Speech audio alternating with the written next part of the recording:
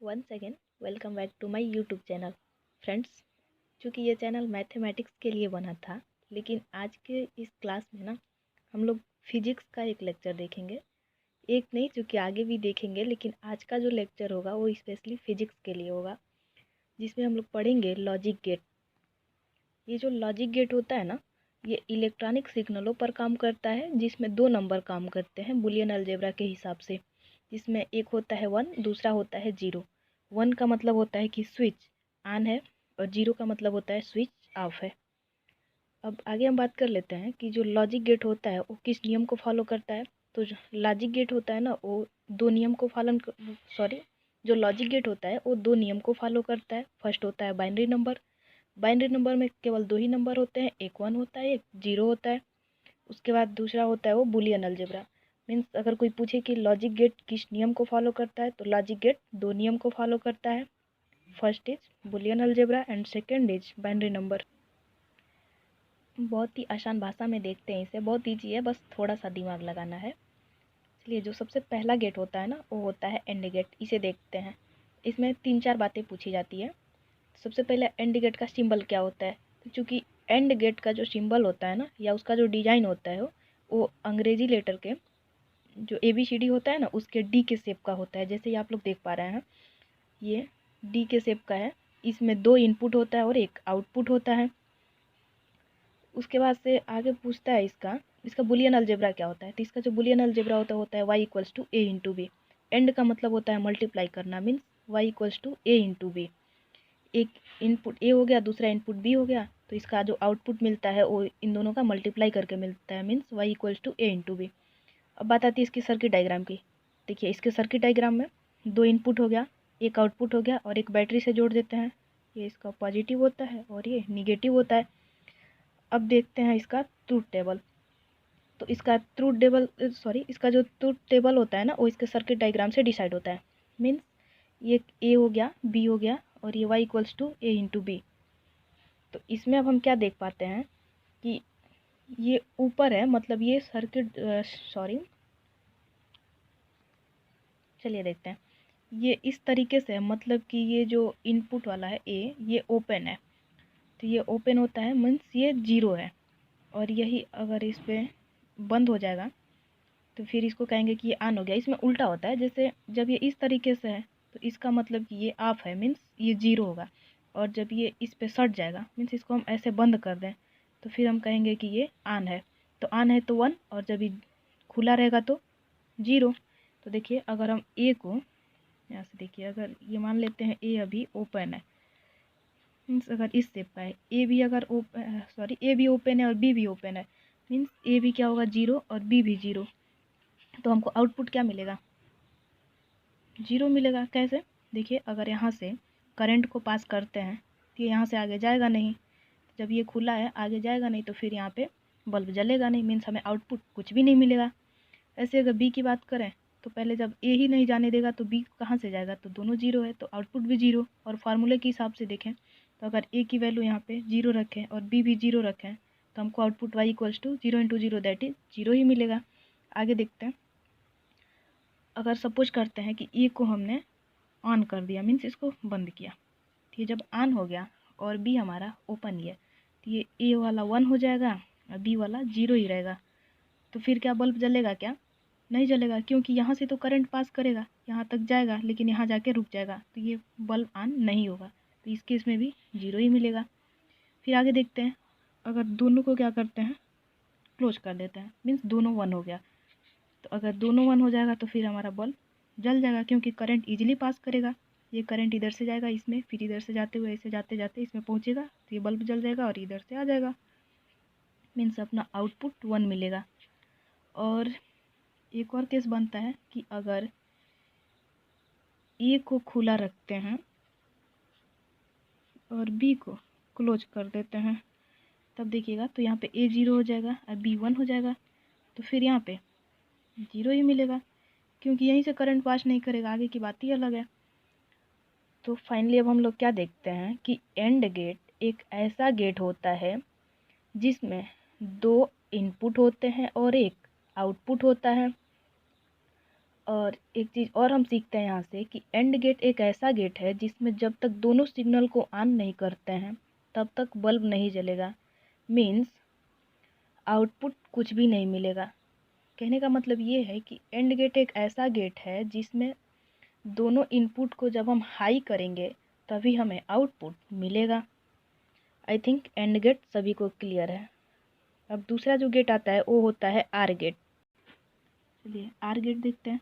तो are get में क्या होता है ना, ये आधे ओ के शेप का होता है। मीन्स ये देखिए, अगर इसको हम पूरा कंप्लीट करें तो ये कंप्लीट ओ बनेगा, तो इसका आधा पोर्शन लेते हैं, आधे ओ के शेप का होता है।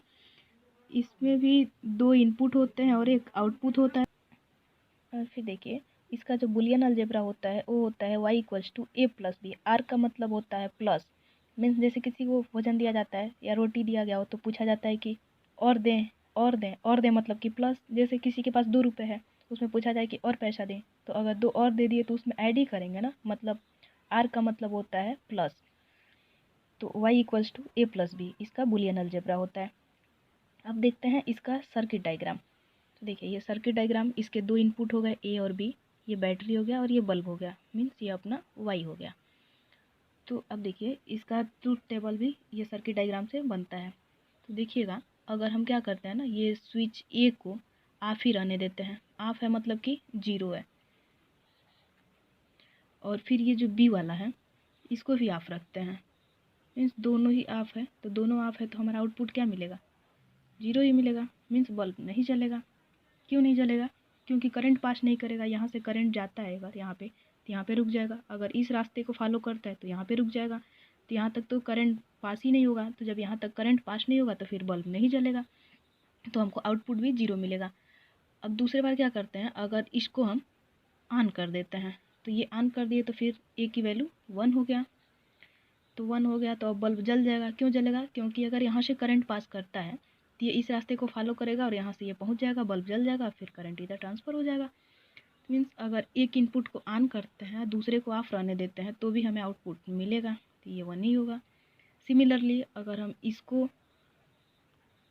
ऑफ रखते हैं और इसको ऑन कर देते हैं तो ये 0 रहेगा और ये 1 होगा, तो हमें आउटपुट 1 मिलेगा।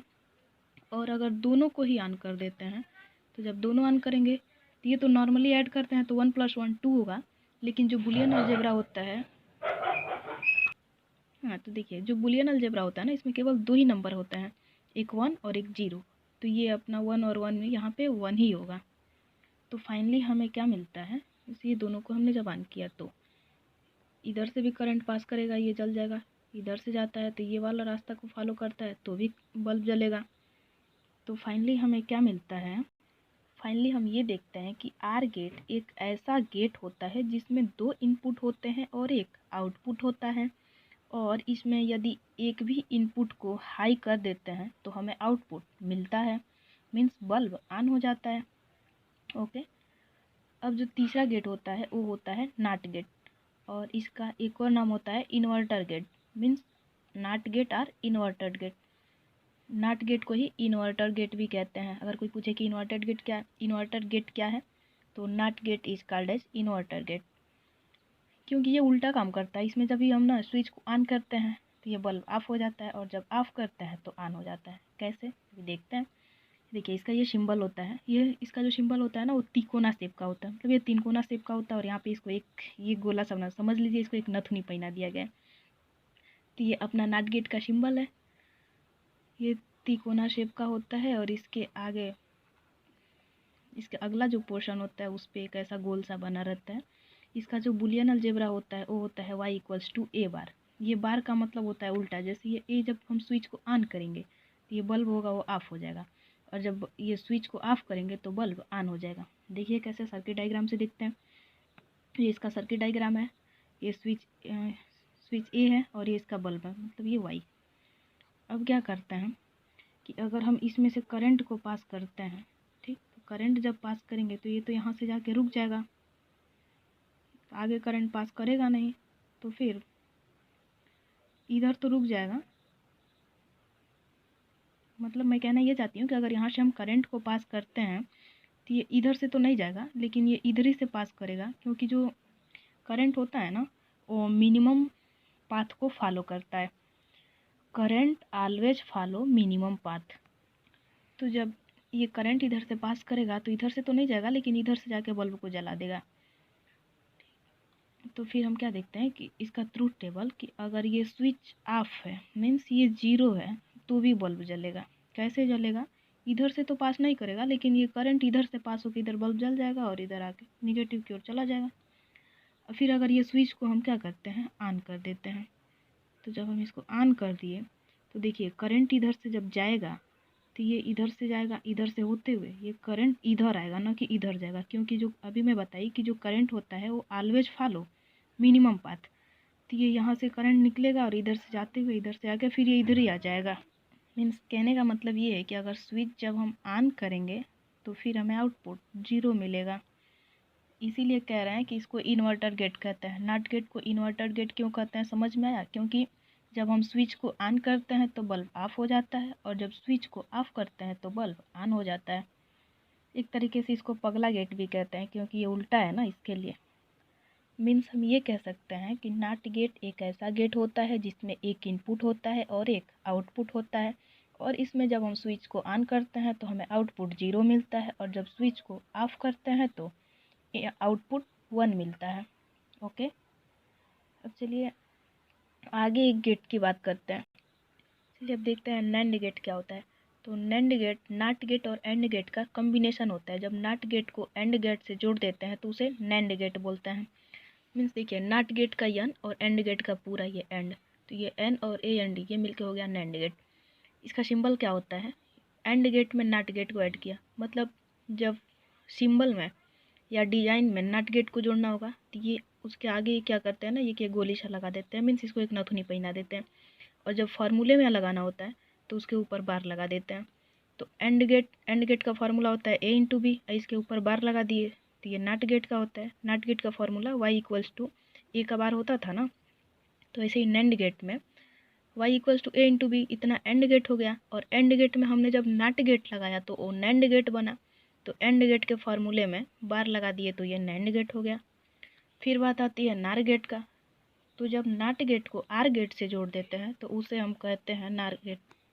तो फाइनली नार गेट क्या होता है? जब नॉट गेट को आर गेट से जोड़ देते हैं तो नार गेट बनता है। जैसे इतना जो सिंबल है यहाँ तक, ये तो नार गेट नॉट आर गेट का है, और इसके आगे ये नॉट गेट लगा दिए तो ये हो गया नार गेट। अब जो आर गेट का सिंबल होता है वो होता है बुलियन अलजेब्रा इसका होता है Y equals to A plus B. तो इसके ऊपर जब बार लगा दिए तो ये हो गया नार गेट। ठीक, इतना क्लियर। और सबसे इम्पोर्टेंट बात ये होती है कि क्वेश्चन पूछा जाता है कि यूनिवर्सल गेट क्या होता है।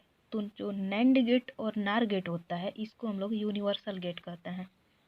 Means NAND gate and NOR gate are called as universal gate. What is NAND gate? तो when AND gate is combined with NOT gate, then the resultant gate is called as NAND gate. And what is NOR gate?